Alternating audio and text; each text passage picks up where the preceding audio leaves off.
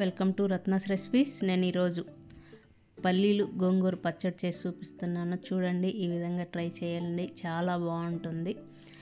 Taste వేడివేడి అన్నంలో నెయ్యి వేసుకొని తింటే చాలా బాగుంటుంది. ఇప్పుడు చేసే విధానం: ముందుగా పచ్చిమిరపకాయలు ఒలుచుకొని బండ్లో వేసుకొని కొంచెం ఆ నెయ్యి తంపోయే వరకు ఫ్రై చేసుకొని ఆయిల్ వేసుకోవాలి.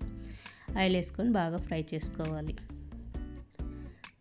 ఇప్పుడు కొంచెం కరివేపాకు వేసుకొని మళ్ళీ ఒకసారి కలబెట్టుకోవాలి. అలా కలబెట్టుకుంటూ అట్లా ఫ్రై అయ్యాక ప్లేట్లోకి తీసుకోవాలి. అలా ప్లేట్లోకి తీసుకొని అదే బాండ్లో కొంచెం పచ్చెనపప్పు, కొన్ని పల్లీలు, కొంచెం మినప్పప్పు, ధనియాలు, మెంతులు వేసుకొని బాగా కలుపుకోవాలి. అలా కలుపుకొని మళ్ళీ ఒకసారి జీలకర్ర వేసుకొని కొంచెం మళ్ళీ ఒకసారి కలుపుకోవాలి. అట్లా కలుపుకుంటూ బాగా కలర్ చేంజ్ అయ్యే వరకు, బాగా ఫ్రై అయ్యే వరకు చేసుకొని అన్నీ ఒక గిన్నెలోకి తీసుకొని చల్లార్చుకోవాలి.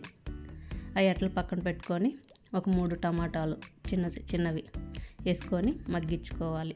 అలా మగ్గాక ఒకసారి అట్లా కలుపుకొని చింతపండు వేసుకోవాలి. కొంచెం వేసి మళ్ళీ ఒకసారి మూత పెట్టి మగ్గించుకోవాలి.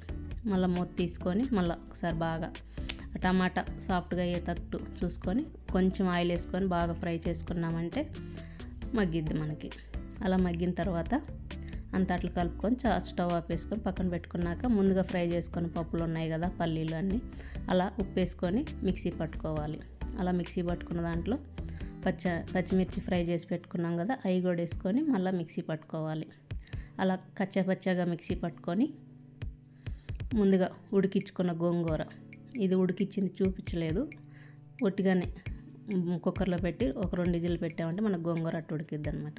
దాన్ని కూడా వేసుకొని మిక్సీ పట్టుకొని అంతా అట్లా కలుపుకొని ఉల్లిపాయ వేసుకొని మళ్ళీ బాగా అంతా కలుపుకొని ముందుగా ఫ్రై చేసుకుని టమాటా ఉంది కదా, టమాటా చింతపండు అది కూడా వేసుకొని అంతా కలిసేటట్టు కలుపుకొని కొంచెం ఆ బాండ్లో నీళ్ళు తొలుపుకొని ఆ నీళ్ళు ఈ గోంగూర పచ్చడిలో మిక్సీలో పోసుకొని మిక్సీ పట్టుకుంటే మనకి పచ్చడి ఇట్లా రెడీ అవుతుంది.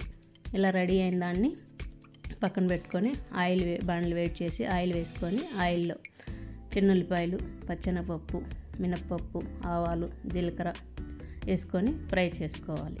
పోపు ఇది ఫ్రై అయ్యేటప్పుడు కొంచెం ఎండుమిర్చి, కరివేపాకు వేసుకొని ఒకసారి కలుపుకోవాలి. అలా కలుపుకొని అట్లా కలర్ మారేటప్పుడు ఉల్లిపాయ ముక్కలు పొడవుగా కోసుకొని వేసుకోవాలి.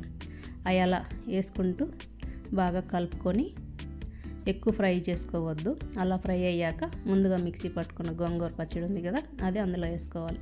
అందులో వేసుకొని బాగా కలుపుకొని మిక్సీలో కొంచెం నీళ్ళు పోసుకొని ఆ నీళ్ళు ఆ గోంగూర అంతా కడిగి అందులో పోసుకొని బాగా కలుపుకోవాలి.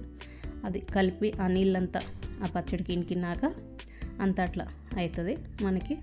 ఇప్పుడు బాక్స్లోకి తీసుకుంటే వేడివేడి అన్నంలోకి గోంగూర పచ్చడి నెయ్యి వేసుకొని తింటే చాలా బాగుంటుంది. మంచి ఐరన్ రిచ్ పచ్చడి. ట్రై చేసి ఎలా వచ్చిందో చెప్పండి, లైక్ చేయండి, షేర్ చేయండి, సబ్స్క్రైబ్ చేసుకోండి. Thank you, bye.